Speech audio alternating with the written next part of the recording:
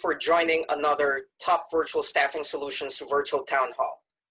We understand that things are a little bit challenging, but we are super blessed because we have experts in their respective fields as our guests here in order to provide information or updates regarding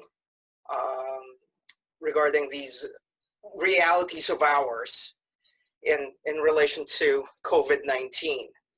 We just want to go ahead and share that as from a legalese point of view, especially we have a lawyer involved here, is that whatever we will be sharing here are for educational and informational purposes only.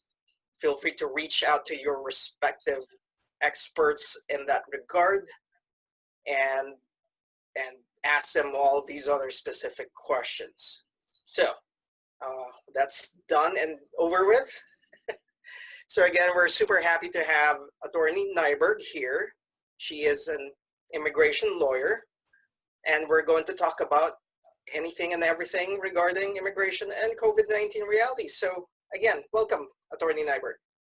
Thank you, and thanks for the caveat before we begin. I would have said the same thing as, you know, this is not meant to be legal advice. It's just meant to have, you know, some information that you can take to think on and then move forward with your experts in your particular circumstance.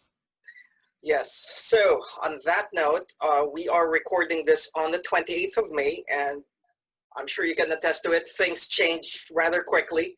So whatever we'll be discussing right now may not necessarily be up to date next week, a month from now, but we'll focus on today.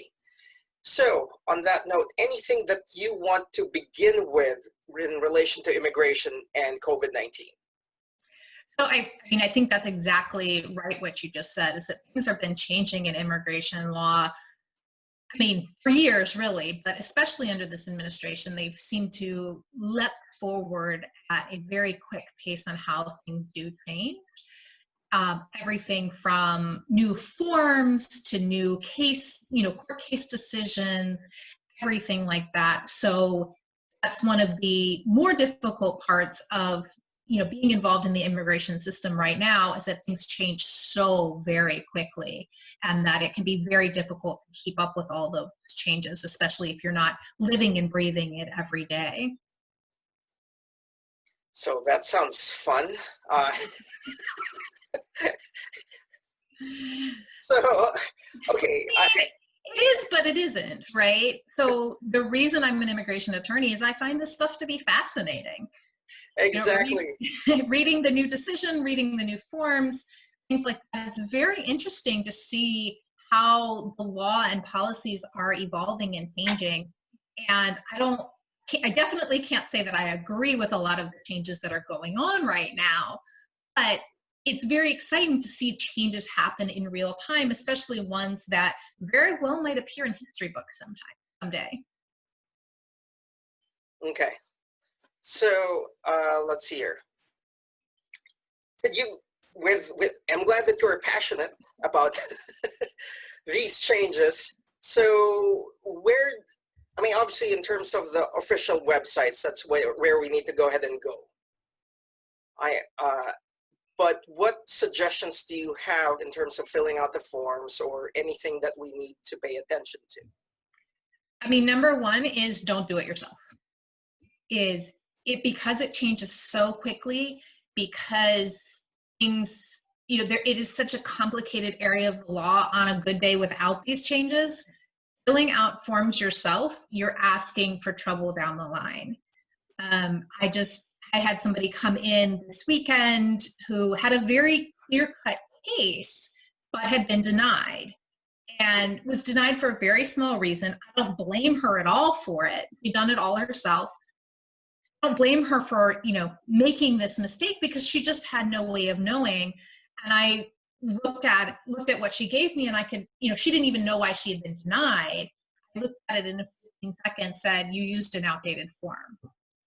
And that was why she got denied. So, you have an option here.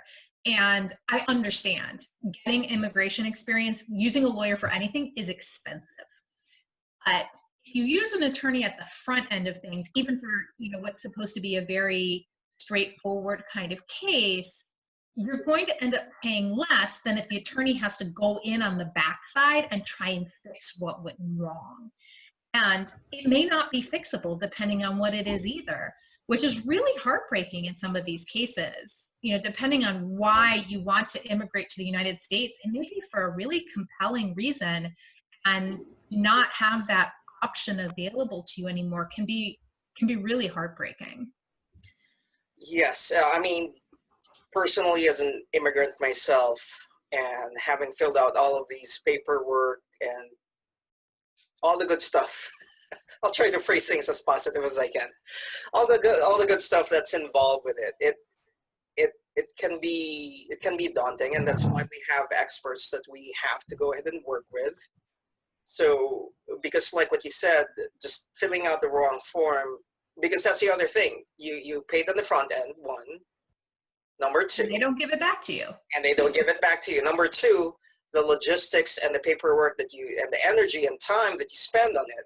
And then now, because of a simple thing like that, so yes, might as well get an expert to go ahead and work with you in this regard, just to go ahead and make sure that literally all the I's are dotted and T's are crossed.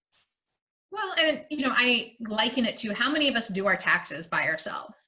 Even if we use a computer program, we're still relying on the expertise of the people who put the program together. We're relying on the expertise of the program. How many of us would, I don't know, do a surgery on themselves? Oh, it's just a minor surgery. Well, clearly I could do that without a medical degree. I mean, who says that? Nobody says that. That would be ridiculous.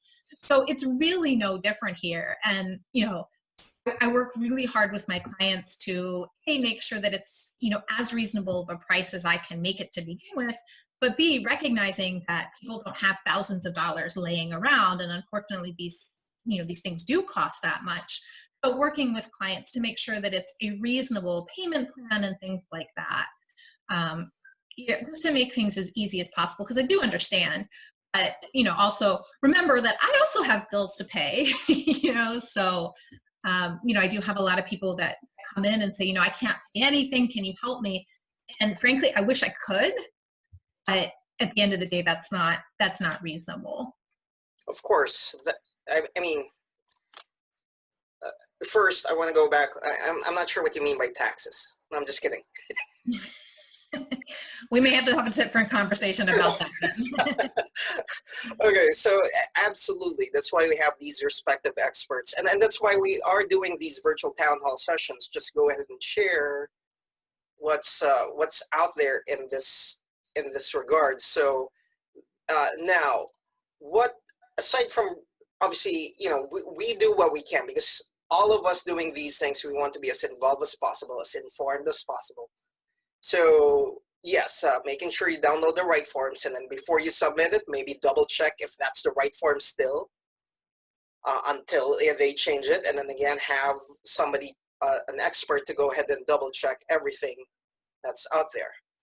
Now, but what other suggestions do you have for anybody else in relation to this, or what has actually changed because of COVID-19?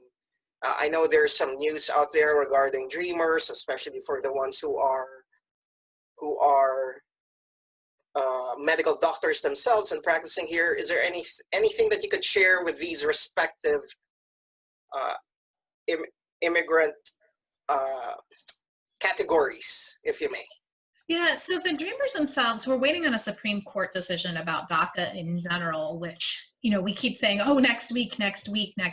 So it should come out anytime now. I think the latest it can come out is maybe 2 weeks from now, 3 weeks from now. Mm-hmm. So we should have that decision, and that's going to help shape where we can go with those sorts of things. The biggest problem that we're seeing with specifically about COVID is just that it's very difficult to travel or ill-advised to travel. So, for example, if you are Italian, right, because Italy had a huge outbreak, and you were here on a tourist visa, you had up to 6 months to come to the US to visit, to vacation, whatever it is, And now you literally cannot get on an airplane to go back to Italy. What are you supposed to do? And that's really been one of the big sticking points with COVID, is that we just don't know how that's going to affect things down the line. We have had some favorable kind of, I don't want to say guidance because it's not even that firm, but some commentary, I guess, from the federal government that, that will be excused. If you show that you had a ticket, you couldn't use it, you tried to have a ticket, but they wouldn't book it, that kind of thing, that you tried to leave within the time frame and you were restricted, that will be forgiven.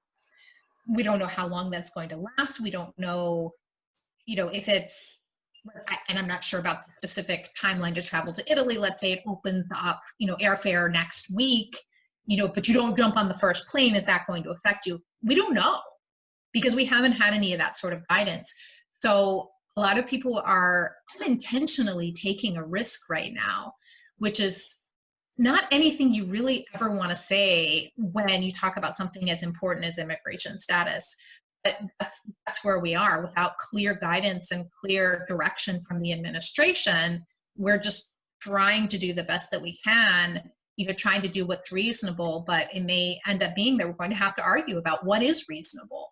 And that may be a court case, that has to occur because, of a denial, with the government saying, oh, this wasn't reasonable or you should have returned.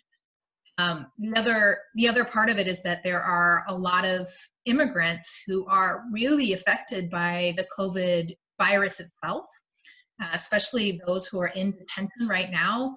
The detention facilities, not all of them, but there have been a significant number that have had huge COVID outbreaks, especially among the guards.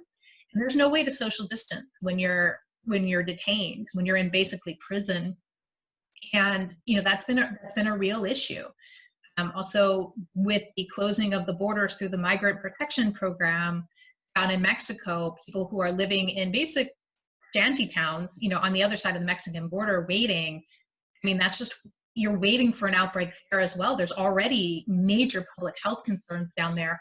All we need is the virus to be introduced into one of those camps, and it'll just spread like wildfire. There's no way that they possibly could keep that from happening. So immigrants get a particular danger from this virus, both literally from the actual virus, but also from some of the after effects or side effects of it. Wow, you covered a lot of things there, and these are things that every day prior COVID-19, this in itself, whatever we're doing is already pose their own respective challenges, and then there's so many unknowns, and it's completely understandable that these governing agencies are also trying to be a step ahead of what's going to happen next, because again, it's difficult to project what's going to happen. So okay, let's tackle, I want to make sure I understood things clearly. So yes, I'm glad you brought that up. So yeah, there's so many tourists who came here, and then all of a sudden we've stopped travel around mid-March or something to that effect, or maybe even before that we can't travel back to specific countries until US has closed all of these international travel. So we do not have to fill out a form, going back to forms, so that there's no form. Nothing. At this point in time, there's nothing. Yeah, and to be clear, this isn't just a matter for tourists. Yeah, I understand that. So what happens with students who can't go to class? Yes. What happens to their student visa? Because that's one of the bases of having a student visa is that you're going to class. What happens for a workplace that shuts down? Okay. And you're on an employment-based visa. There's across the board, and you're a lot more forgiving, I think, than I am, because you said something like, oh, I understand that the government is kind of scrambling as well. You don't have to scramble. The government has the resources. They saw this coming. There could have been a lot of things that could have been put into place to understand or to prepare for the changes that were coming, because none of this was a surprise or should have been a surprise. We could all predict this. So now we're, 2.5 months in, there's no reason there shouldn't be any guidance out there. I spent over 10 years working for the federal government. I understand the problems and the process for putting together a policy memo and things like that. It can be done. It can definitely be done, especially if it's a priority. Unfortunately, I think we've seen with this administration, immigrants are not the priority. So unfortunately, I think that's right, Kat. That's one of the issues with this administration. It's just that, it's not a priority, and it's not being done. I 100% agree with everything that you have shared. And maybe what I'm just trying to go ahead and focus on are the things that we can control, because obviously we cannot control what they should have done or shouldn't do. The only power that maybe we can really go ahead and have right now is to go ahead and vote and to go ahead and lobby for the right person that you believe is right. So sure, we can go ahead and, yeah, like I said, I just try to be as positive as I can. And again, just really identify what we can control. And so with that, yeah, so as a tourist or as a student or work visa, that you have to follow all of those rules that's under that visa status that you are in. At this point in time, like what you said, there's nothing that they need to do or can do, because there's nothing out there at this point in time. No, I mean, it's just coming down to documentation, which I think any lawyer in any field will tell you the documentation piece is always the most important. Okay. So, showing, I tried to make my plane reservations. It wouldn't go through. It's not possible to travel to my country of origin. Mm-hmm. My university closed down. Here's how I'm continuing to study. Here's how I'm continuing to maintain the provisions of my visa.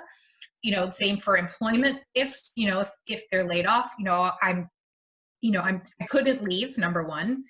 Or I tried to get a new job, or it's a new, it's a temporary, stay at home instead of an actual, elimination of my position that was part of the visa basis.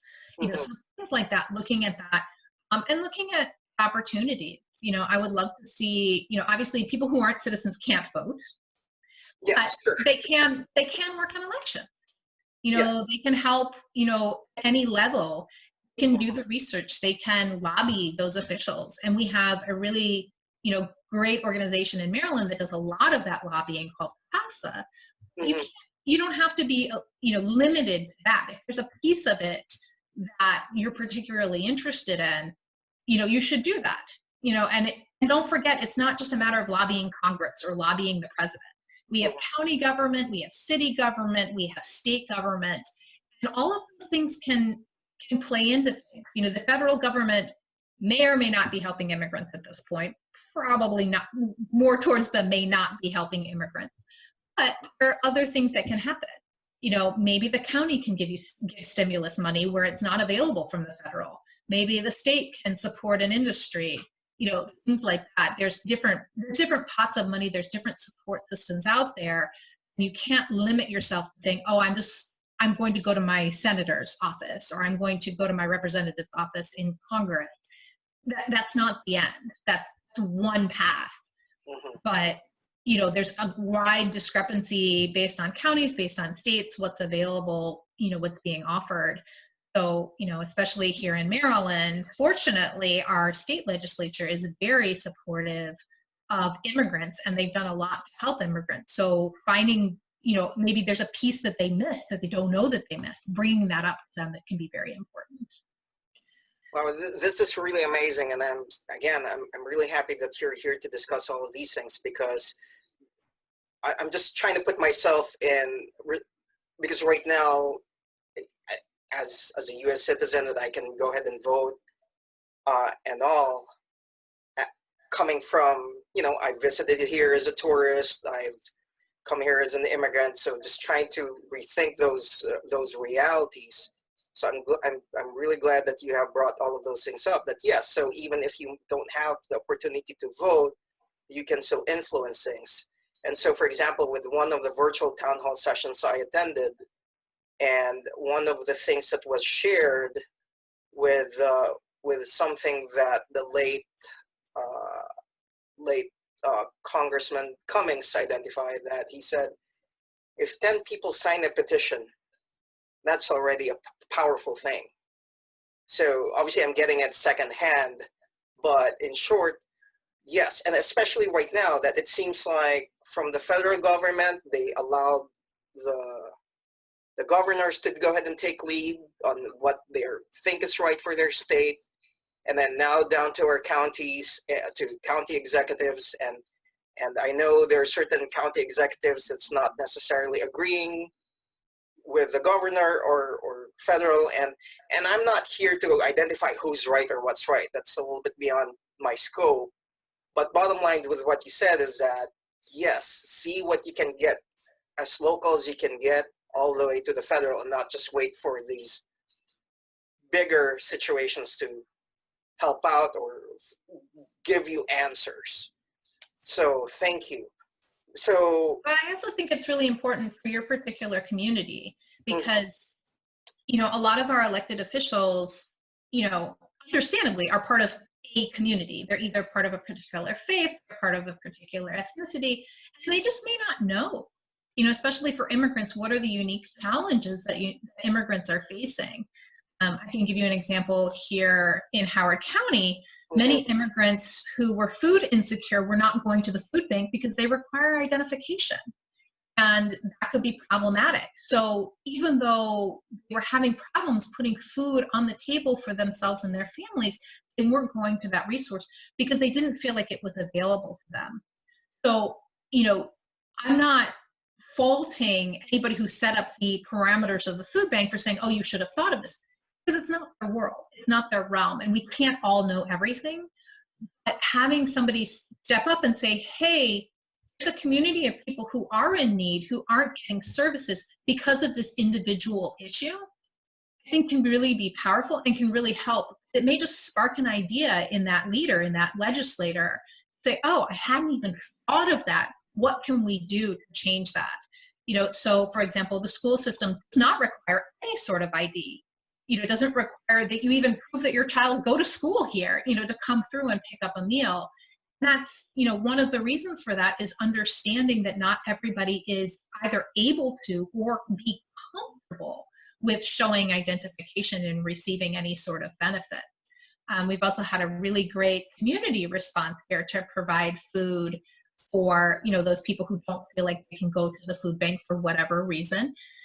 And, you know, unfortunately, you know, government, or I don't know, unfortunately, fortunately or unfortunately, government can't be there for everything. And we are very fortunate that we do have, especially in this county, people who have stepped up and filled these gaps. I would say, you know, I call in the elected officials, you know, now you do see the gaps. What are you going to do to help fill them, take care of all of your people, all of, you know, who you represent in that jurisdiction? And obviously in this conversation, it's beyond immigration that we're discussing, just like everyday life, because just going back to that, if you are in work visa and then all of a sudden you're not earning, how do you cover such expenses? And what if you do not have the necessary social support system that you need? What's going to happen next? And for example, I through Coursera, there is the contact tracing certification that's provided by Hopkins, and it's from an epidemiologist. She's the one who created the course. The reason why I'm bringing this up is because part of the training is that if for some reason somebody that you called is in an out of status situation, that's not really the job of the contact tracer to identify anything else beyond that. All you're just focusing on is that You may have been exposed to somebody with COVID, or if you have COVID yourself, that just to really stay at home. And then just like what you've said is that if they are food insecure or anything to that effect, then they can give out all of these other resources that can help respective communities, pretty much regardless of status. That's not really the main goal of it. It's not for me to go ahead and identify, hey, what are you legally here or not, whatever these respective help is. But again, that's why we're doing this, so that you reach out to your respective immigration lawyers, so that they can also guide you, because obviously this is just Howard County, but just like we just discussed, every county is different, every state is different. And again, because we don't have that federal thing on what to do. I'm still a little bit confused with that. Going back to that. So there are so if I'm out of status right now, I don't know what to do. The best thing I can do is just really document. I have this ticket, and I have this, newspaper clipping, or I have this email. I mean, unfortunately, it's not quite that simple, even in the non-simple part of things. Okay, so what documentation do we need? Go ahead, sorry. Being out of status can mean very varying things. Okay. So it depends on the individual situation, and that's why it's just so difficult to give any sort of advice to somebody with looking at their individual circumstance. It's going to depend on what the circumstance is as to what the advice given is for that. If you've been out of status for 10 years, you came in, you entered without inspection. I mean, it's not going to matter that you can't return right now. But, if you're a student and you show, hey, even though my campus isn't open, here are the things that I'm doing to continue learning through my school. Here are the things that are still available to me through my school, documenting that you're still doing that. On a tourist visa, for example, I tried to go back. I had a ticket. It was canceled. Here's the cancellation notice. Things like that. But like I said, it's so individualized just based on circumstance that it's impossible to give blanket advice. But I guess the most general advice is just making sure that you have documentation of what you're doing, what you're going through, everything like that. And as you said before, immigration is not single faceted, right? If you go into an attorney and they take care of a business thing, like they just take care of your business question. Immigration doesn't stop there. It has to do with status. It has to do with housing. It has to do with food. It has to do with discrimination. It bleeds over into so many different aspects of life in a lot of circumstances that, it's a much broader issue than just, hey, let's fill out some forms. Yes. Again, thank you for this. You're absolutely correct about that. No doubt that every situation, every status, that one tourist visa is different from another tourist visa, especially like what you said. Okay, what if it's Italy that we've heard that's been hit hard, right? versus another country they don't even have visas. Yeah. They're on the ESTA program. They don't even have a visa.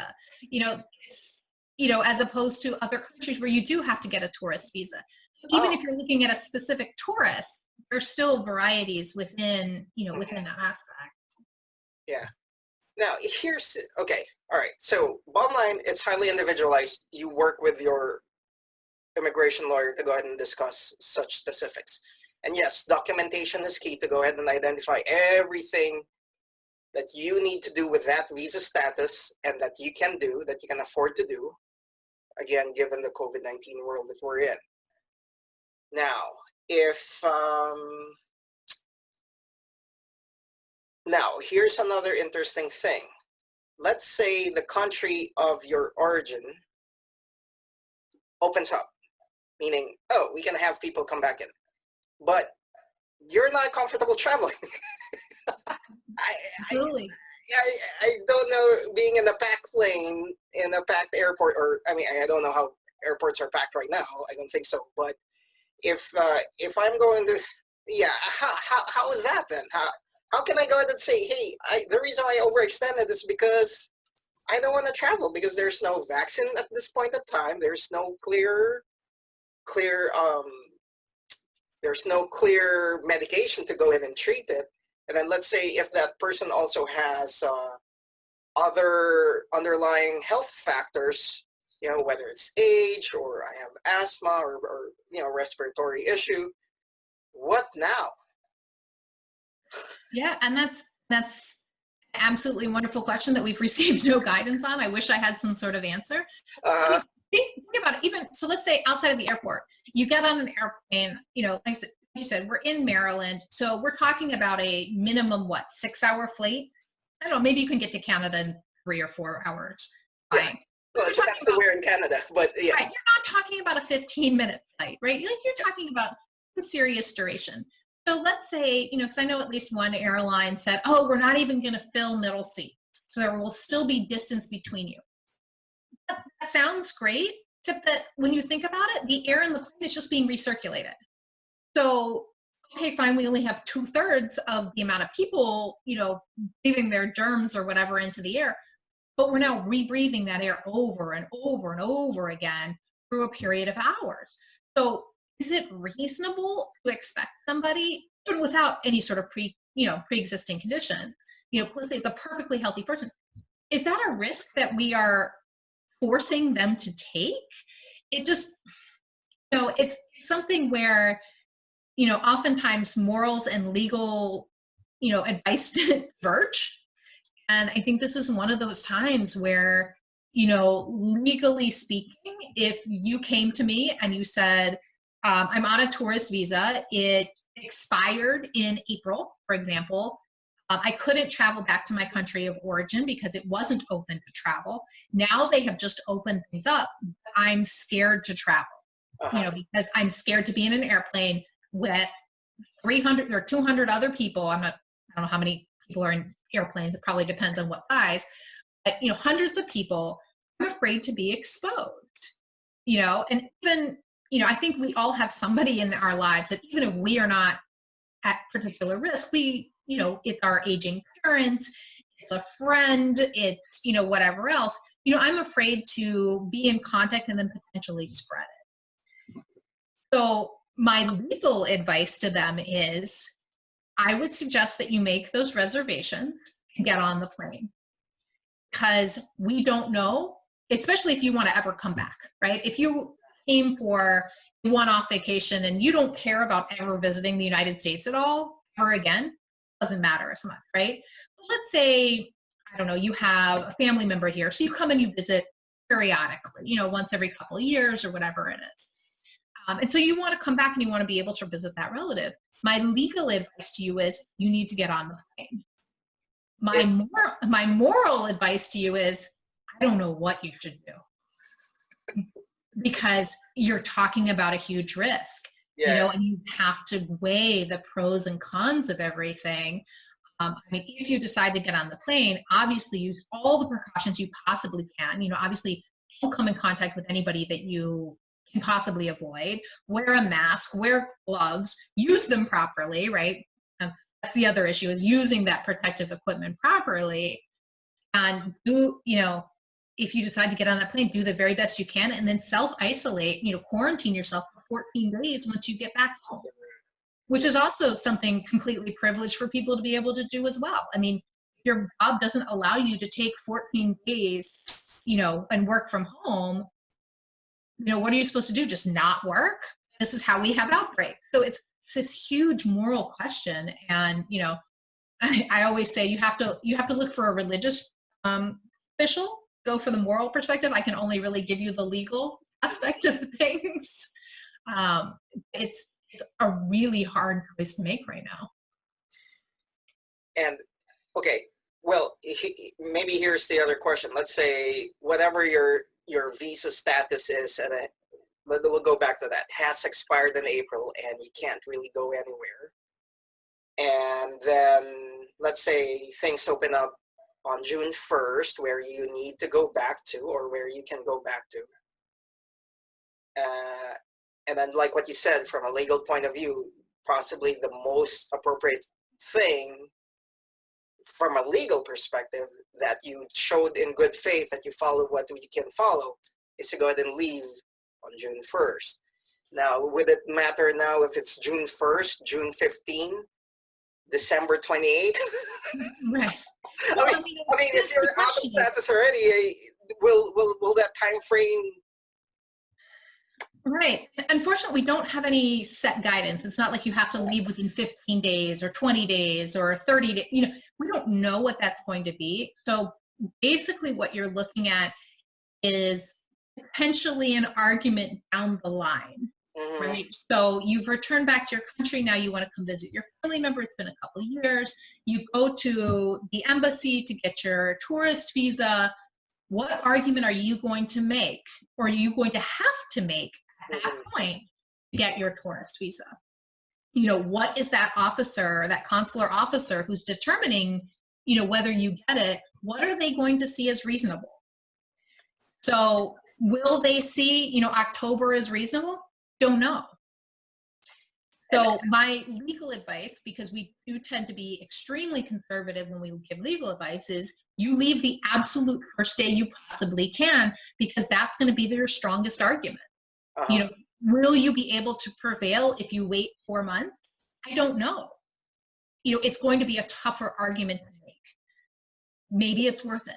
You know, it's going to, again, depending on the individual circumstances, the individual, you know, facts of the case, you know, maybe that is reasonable. Maybe it's not. It's going to be, I'm sure, going to be something that the courts are going to end up deciding, which can take years. So, like I said, my legal advice is, you know, show your good faith, leave as quickly as possible once that becomes available to you. My moral advice is, I don't know. Yeah. And then we'll just go back to what you've shared is the documentation piece, because again, if you're concerned from a health perspective, then, you know, if you have pre-existing conditions as you've identified, then maybe that's something that you can go ahead and share. That at this point in time, there's no vaccination, there's no clear cure, and so on and so forth. And so, but well, and that's exactly it. You know, perfectly healthy person, maybe 4 months is not reasonable. yeah. A person who has come to the U.S. for medical treatment, for example, you know, we have people from all over the world seeking out our world-class medical treatment. If they come here, you know, they've gone through chemo, they've had an operation, so they're immunocompromised, maybe they're elderly, maybe 4 months is now reasonable, you know, where it isn't for a perfectly healthy person. It's just such a gray area that, you know, you want to take as many precautions as you can, both on a health perspective, but from a legal side as well. And every situation is going to be different. It's just a matter of preparing yourself for whatever argument you need to make, you know, down the line. It's not even today, but down the line, if you want to get any additional immigration benefits.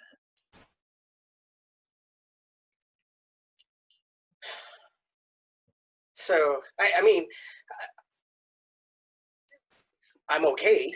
I'm just thinking of others, and just like what you said, even with our south of our neighbors, the neighbors in our south country, and with the situation that they're in. And again, prior COVID-19, we're already receiving all of these reports of certain situations that's not rather humane. And again, I it's obviously beyond my control, beyond everybody's control, but again, we can only influence whoever we can influence, so that the decision makers can make a better decision on how to go about things. And just going back to that, yeah, I mean, to reach out to immigration lawyers, how to work with it, and if they don't have a choice but to be confined in wherever they are, I mean, what is there anything you can share with such individuals or their loved ones? I don't. Is there anything? At the border, Yeah. it's been a desperate situation. I went down there last August now, Okay. and you know, so that was prior to all the COVID issues and everything. And you know, I had read the news reports and I thought I knew what I was getting into and things like that. I had no idea until I got there. I said, you know, I can just tell you all of these stories of horror. I just have so many stories of people who, you know, went through such terrible circumstances before they got to the border, when they got to the border, how they were treated at the border, all of those things.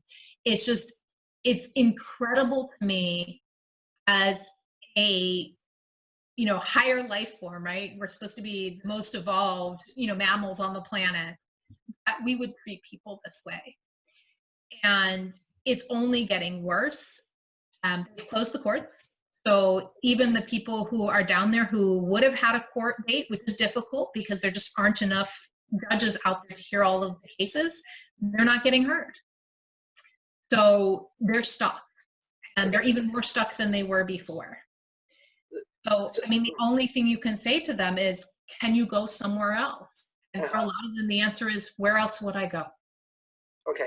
So you yourself went there, and I understand. I mean, again, I try to be as subjective as I can here, because obviously with whatever the reports that are coming out, so some people are saying that's overblown, but bottom line is just, did I understand you correctly that yes, whatever the news reports that's rather less humane on how things are happening there, you are identifying that's exactly what you have witnessed and possibly even worse. Yes.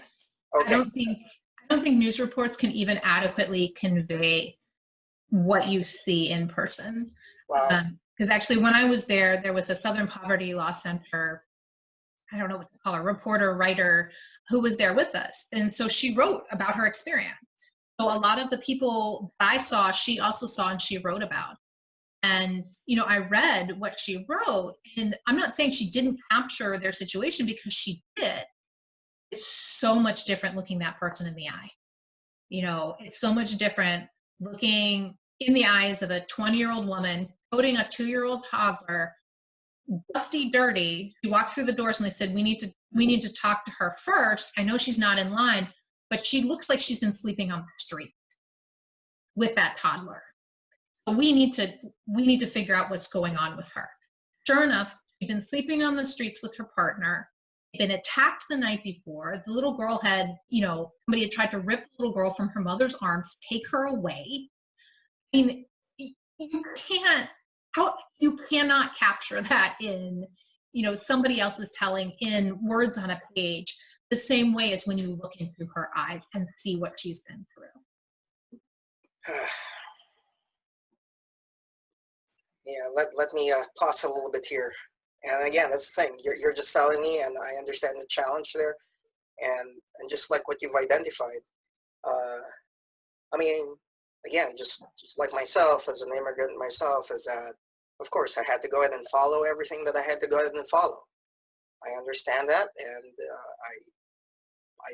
I did what I needed to do.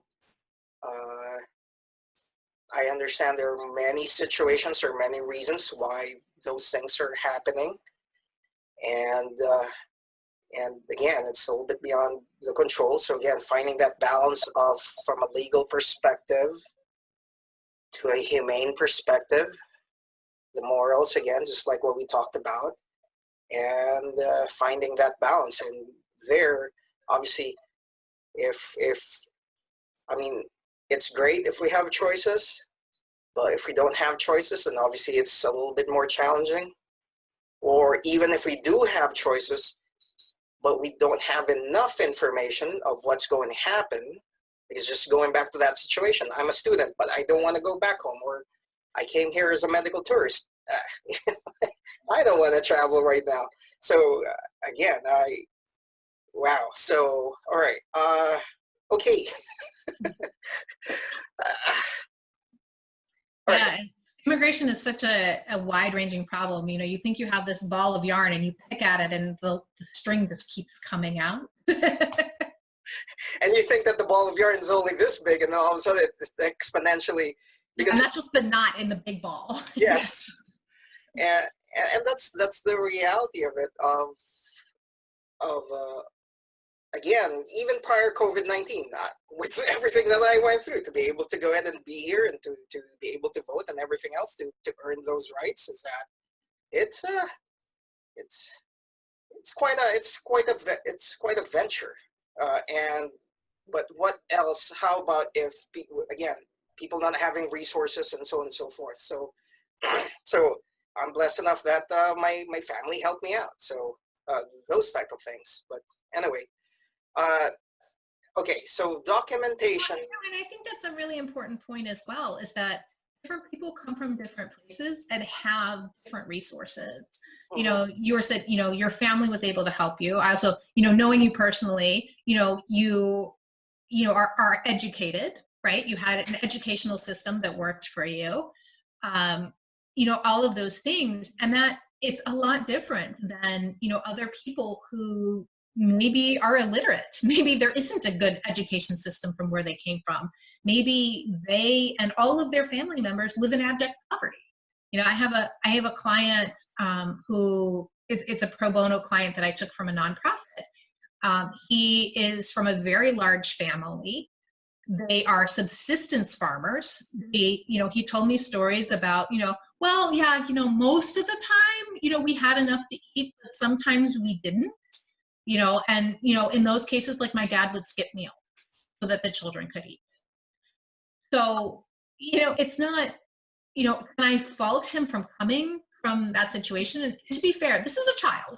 This is a minor. He entered this country before he turned 18. He's in high school now. He's not responsible for that situation. He's not responsible for, you know, being from a very poor country where opportunities just don't exist. You know, he's not responsible for being part of a, you know, very loving family who he's very close to, who couldn't meet his basic subsistence needs. You know, we try really hard sometimes to push the moral part of it over, but even keeping people at the border, you know, it's not a matter of, you know, should they come in or should they not. My perspective is we're a nation of laws and we need to be able to use those laws. We need to afford everybody their day in court and their ability to be heard. You know, a lot of the people that are being kept on the other side of the border have 100% claims. I could win that case all day long. I don't care what jurisdiction it is. I don't care what judge it is. It's an, you know, slam dunk case as far as any case can possibly be it.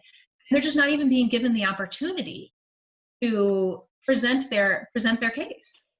And that's, to me, the saddest part of all of it, is that we have, as a nation, have lost that moral portion of who we are and what we stand for.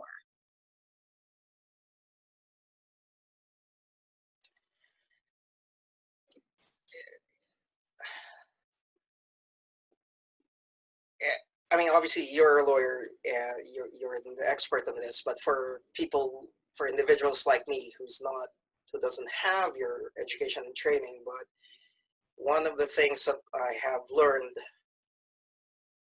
yes, no doubt, we try to respect and obey the laws, but at the end of the day, these laws are still made by human beings. So which one goes first? Which one is the chicken or the egg, if you may? I don't know anymore what's the right analogy to use. We need people on both sides of it, right? We need people making sure that the laws are being followed, but we also need people making sure that the laws that we have are the ones that we want. Yes, exactly. And with one of my conversations, again, I try not to, how should I say this? What I'm going to say is that if, whether you like or not the political leaders that you have, it's not necessarily a reflection of the leader. It's a reflection of the people that place these individuals in that position. And when I share that with whoever I converse with, also pause and realize, yeah, that's true. So and that is why and with all of the things that we're discussing right now, it may be a little bit beyond, but that's still all interconnected in one shape or form, because immigration and the laws involved there are made by human beings. And with these human beings who we identify that will create such laws, we have an influence and impact on that. So who we place in an office, whether you like them or not, it's not a reflection of them. It's a reflection of us as community members. So okay. And to that end, I would say it doesn't matter what the letter of the party is besides their name. Mhm. What I think is a great aspect of a leader is the ability to listen and the ability to take ideas and to solicit opinions from everybody, not just other people in the political party, not just from other people in your social circles, but really to listen and to look at what other aspects are missing from the policy that's being done. Because, like I said earlier, I don't think it's willful blindness. I mean, it might be in some cases, but for the majority of the time, it's not willful blindness. It's hard to be a public servant. It's hard to be in elected office. Less so at the federal level, but especially at the county and the state level. People are not making a lot of money. They're doing it because they do have some sort of a dedication to serve. Providing them with that information so that they can serve is really important. And that's why it's really important to, make the call. Call up the county council person or the mayor or the mayor's office or, whoever else it is and say, hey, I'm having a problem. Here's my problem. What can we do about it? I'm sure there's other people who have the same problem, right? We're not all, even though we're all unique, we all have crossover problems. What can we do to help people like me who have this problem? And, to me, the good leader, the person who should be in that elected seat is the one that says, oh my goodness, I didn't realize this was a problem. Yes, let's try and find a situation or a solution to this problem. Or conversely, I understand you're having the problem. Here are the resources available to address that problem because you may not be aware of what's available. Exactly. Yes, absolutely. And again, this is the reason why we're doing these virtual town hall sessions, is because to provide these informational and educational pieces so people will be a little bit more informed and have a better idea on how they will make the choices. And again, ideally, they do have the ability to choose. And again, I'm not smart enough or what have you to go ahead and identify for individuals who don't have choices. So that's why we're doing this, just to go ahead and, again, help out however we can help out. So overall, from an immigration point of view, is that with COVID-19, there's nothing from the federal in terms of being in status, out of status, and all the other things that need to continue. There's nothing except for what's on the website. And whatever's on the website, if you do fill it out, again, ideally you work with an immigration lawyer. And then after working with an immigration lawyer, you go ahead and double check if it's still the right form that they're going to accept. And then document everything why you were out of status or whatever, or whatever the situation is. Get all the necessary documentation that you can, and be prepared that things may go against you afterwards regardless. And so did I summarize pretty much what we have right now? And if you need resources, reach out to your immediate community all the way to the federal. Is that a good summary? That's exactly it is. Make sure that you are, working with that professional. And, one of the best ways to keep the cost down is bring all your documents, bring everything you possibly can get together before you even show up, because that will help keep your costs down. It'll help things move faster. So that's number one. But yeah, definitely work with a professional. Definitely, if you're having issues, reach out, and, hopefully there's somebody out there, unfortunately, it may not be the first call that you make, which can be really frightening or daunting to have to make multiple calls, on the same issue. But hopefully at some point you'll get to someone who can provide you with those resources. Whether it's food, whether it's testing, whatever it is, continue to reach out, and, you have to be vocal about what you need, and ask for help. There's absolutely no shame in asking for any sort of help. We all need help at some point. There's no problem with doing that asking. Conversely, if you are on the other side of the coin, right, and you don't need help and you're secure in your status and everything like that, please help others.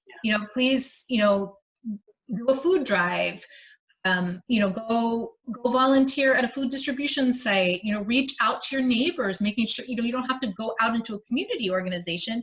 Maybe it's just a matter of, you know, checking in with somebody, you know, especially if you've got an elderly relative that lives alone and now they're completely isolated. You know, maybe you only call them usually once a month. Maybe you want to call, you know, once a week instead, because, you know, they're going to be really lonely out there. You know, it's really important, that personal connection. This is a great segue for you to go ahead and share a nonprofit or two. And I know that outside of this virtual town hall, I know you're active in so many good things that you share with everything that you just shared. So I'm not surprised that you brought that up, but is there any specific nonprofit organization that you want to highlight right now? And obviously that's what we'll go ahead and share in our social media channels. So I'm not sure what your reach is, whether it's local to Howard County or more broad, but there's whatever your comfort level is. Well, so I mean, there's a couple of organizations right here in Howard County that are doing really important work. Mm-hmm. One of them is Columbia Community Cares, and that is an organization run by a high school teacher who recognized there was a gap in services for her students and her families at her school. They weren't getting food, so she set up distribution centers. Again, no ID required, to make sure that everybody is comfortable and able to receive that food. It's expanded now. I think they have 6 different sites. So we've been doing a fair bit of volunteering there to help distribute food. But, you know, if you can do a food drive for them, if you can donate money, because the other thing that they do is not everybody is able to actually make it to a site to pick up food. So they will send volunteers out to go to the grocery store for needy families and then deliver the groceries to them. So, you know, donations to them, you know, food drive for them, you know, anything like that. That's all great. The other organization in the county that is especially close to my heart, and to be clear, I do sit on the board, is FIRN, which is our local immigrant services organization.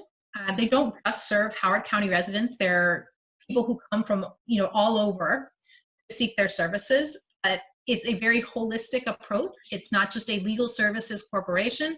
I think it's only, I don't know, maybe a third of what we do with FIRN is actually legal work. And there's a lot more of liaising with the schools and, again, providing food, providing housing assistance because there's discrimination in housing, providing diapers, providing all sorts of things that immigrant families need. So if you are able to make a donation to FIRN, that would be especially appreciated. All right. So I'm glad you shared both of those, because technically speaking, with my strength through stress sessions that I've been doing, as I've shared there, that I try to highlight one nonprofit organization for each session. Those are the 2 organizations or 2 groups that I have highlighted, and I know the Columbia Cares that you've identified. I don't think they're an official nonprofit yet, but these are just volunteers, like what you said, and our fellow neighbors that are really doing wonderful job with what they're doing. And everybody here, we can't thank you guys enough. And of course, to our special guest for today's session, Attorney Niburg, we super appreciate your time and energy here, and that just go ahead and provide information, even if there's lack of information, not because of because we don't know anything, it's because there's nothing to know. So yeah, it's just a very personal decision. So, you know, anybody who would like to, you know, talk with me more about their particular situation, my firm's name is Elpis Legal. It's ELPIS Legal. So you can Google it, and I'm sure, Manuel, you'll share information about how to get in contact with me. Yes. But, you know, reach out, and I'm happy to have a conversation with you. You know, it can be informal, you know, if you just have a quick question. I mean, I can't do that all day, obviously, but, you know, making those connections and things like that, especially, you know, if it's a non-legal aspect of things. Hey, you know, you mentioned there's help for this particular issue. Where do I find that? You know, I'm happy to make sure that you're getting connected with those resources. Obviously, if you have a legal question, we can set up something more formal, and we can go through that process and really discuss your options. Yes, Attorney Niburg, feel free to provide me all of the necessary information that you're willing to share to the public, and we'll go ahead and share that. And yes, Obviously, I'm blessed to know Attorney Niburg from a personal level with all the good things that she's doing, and then at the same time having her as a guest here. So if you do need help, yes, feel free to go ahead and reach out to her or anybody else out there in that regard. So again, all right. Any last thought or piece that you want to share or highlight, or we're good? No, just everybody do what you need to do to feel comfortable and safe, and help your neighbor, and we'll get through this together. Yes, no doubt. Thank you again, everyone. You guys be safe out there, and hopefully we'll see you in other virtual town hall sessions, or feel free to watch the previous virtual town hall sessions that we have already done. And you guys be safe. Take care. Thank you for watching, and I hope you found this video informational and educational. Please share our videos and subscribe to our channel. If not, my dad will not give me dessert.